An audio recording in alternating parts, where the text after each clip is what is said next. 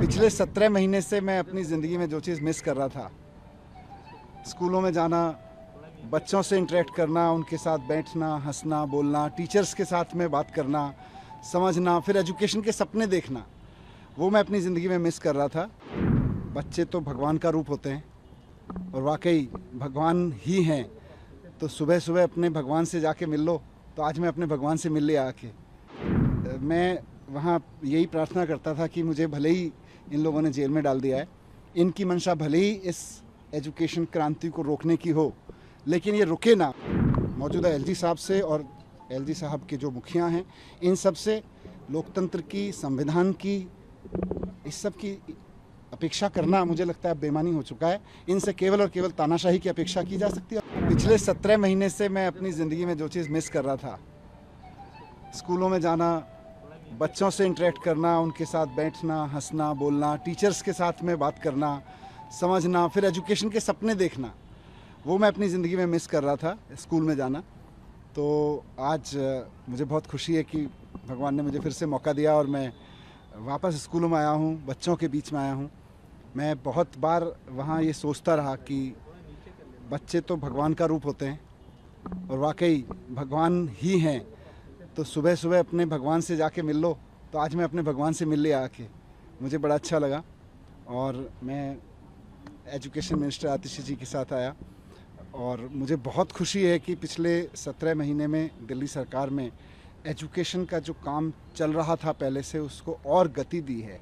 यहाँ बच्चों से मिलके भी पता चला, टीचर्स से मिलके भी पता चला, और मैं वहाँ बैठ के न्यूज़पेपर में भी देखता रहता था कि जिन स्कूलों की, जिन ज़मीनों पर मैं पत्थर उद्घाटन का, शिलान्यास का पत्थर लगा के गया था, वो स्कूल अब बन के भी तैयार हो गए और उनका उद्घाटन भी मैडम ने कर दिया, आतिशी जी ने, शिक्षा मंत्री के रूप में। ये मेरे लिए वहाँ बहुत सुकून की बात होती थी।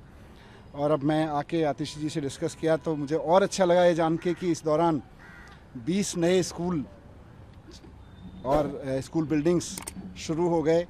18 या 14 एसओएससी नए, 18 नए एसओएससी शुरू हो गए।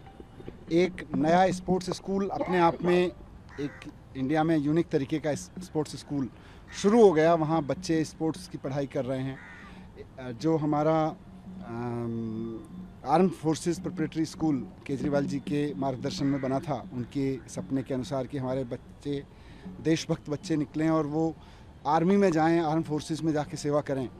तो मुझे बहुत खुशी हुई ये जान के कि आर्म फोर्सेस प्रिपरेटरी स्कूल के पहले बैच में, जिसमें 64 बच्चे थे 12वीं क्लास में, उसमें से 32 एनडीए में क्वालिफाई हुए पहले टेस्ट में, और उसमें से 8 फाइनली जाके एनडीए क्रॉस करके सेकंड लेफ्टिनेंट बन रहे हैं अब।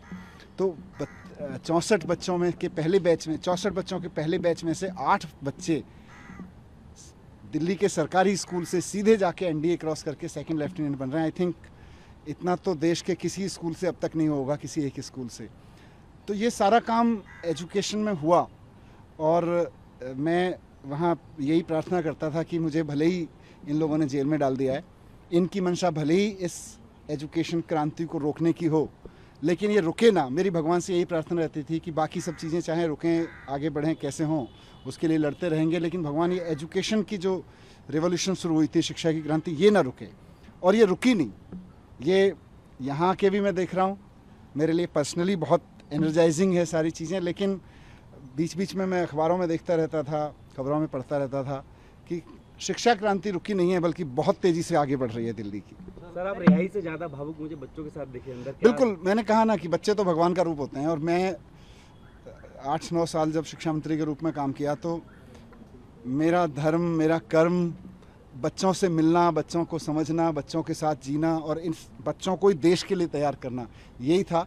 आज वापस मैं उसमें आया तो मुझे लगा 17 महीने से सबसे ज़्यादा चीज़ कोई अगर मैंने मिस की तो वो ये थी, आज वो भी पूरी हो गई। एक चीज़ समझने के डिप्टी सीएम जब आप थे तो भी कि अभी ये झंडा फहराने को लेकर भी कंट्रोवर्सी चल रही है और विवाद इस तरीके का कि आतिशी, जीएडी चाहता है आतिशी झंडा फहराए। सीएम ने जो चिट्ठी लिखी थी, जेल प्रशासन कह रहा है कि चिट्ठी नहीं लिख सकते किसी भी तरीके की आधिकारिक अंदर जेल से। आप इसको किस तरीके से देखें? देखिए, ये बहुत ही अनफॉर्चुनेट है कि स्वतंत्रता दिवस जैसे पावन अवसर पर इतनी टुच्ची पॉलिटिक्स हो रही है। और वो भी क्या, मैं अखबारों में पढ़ता रहता हूँ कि कोई जेल में बंद एक बहुत महाठग है, सुकेश नाम है उनका शायद, उनकी चिट्ठी जब लिखी जाती है, वो कोई चिट्ठी लिखते हैं, सुकेश चिट्ठी लिखता है, तो वो तिहाड़ प्रशासन भी बाकायदा एलजी साहब को सबमिट करता है और एलजी साहब भी बाकायदा उस पर एक्शन लेते हुए कार्रवाई करते हैं जो भी है। और जब दिल्ली के चीफ मिनिस्टर चुने हुए चिट्ठी लिखते हैं तो तिहाड़ प्रशासन भी और एलजी साहब तिहाड़ प्रशासन को कहते हैं खबरदार जो अगर इनकी चिट्ठी भेजी। और जब सुकेश चिट्ठी लिखते हैं तो मुझे लगता है पूरा का पूरा एलजी ऑफिस इंतज़ार करता होगा, अरे भाई एक एक सेकंड भारी पड़ रहा है, सुकेश जी की चिट्ठी कहाँ है, हमारे सुकेश जी की चिट्ठी कहाँ है। तो सुकेश जी की चिट्ठी पर जिन एलजी साहब को इतना मोहब्बत, इतना प्रेम उबड़ता है और उसकी एक एक शब्द को वो ब्रह्म वाक्य मानते हुए, सत्य मानते हुए, उस पर जिसे कहते हैं ना, सुकेश जी की चिट्ठी को देख के उनकी बाछें खिल जाती हैं, उनका रोम रोम पुलकित हो उठता है एलजी साहब का। केजरीवाल जी की चिट्ठी को भी मंगा लेते भाई, कहाँ है। स्वतंत्रता दिवस तो बहुत महान अवसर है, उसके बारे में अगर दिल्ली के सिटिंग सीएम ने एक चिट्ठी लिखी है तो उनके ऑफिस को एक डीजी ऑफिस में फ़ोन ही करना था, भाई सुना है केजरीवाल जी ने चिट्ठी लिखी है, कहाँ है, वो भेज दो। पर नहीं, इनको ना स्वतंत्रता से कोई लेना देना है, ना इनको देश से कोई लेना देना है। इनके तो प्रेमी लोग सुकेश जी जैसे लोग हैं, सुकेश जो भी नाम है उनका पूरा, तो इनके ठीक है, अपने अपने पसंद है लोगों की। सर, संवैधानिक स्थिति क्या है? संवैधानिक स्थिति क्या है? अगर मुख्यमंत्री नहीं है तो चुनी हुई सरकार के मुख्यमंत्री या मंत्री को ही झंडा फहराना चाहिए। मुझे नहीं लगता कि इसमें कहीं कोई दिक्कत है, लेकिन मौजूदा एलजी साहब से और एलजी साहब के जो मुखिया हैं, इन सब से लोकतंत्र की, संविधान की, इस सब की अपेक्षा करना मुझे लगता है बेमानी हो चुका है। इनसे केवल और केवल तानाशाही की अपेक्षा की जा सकती है।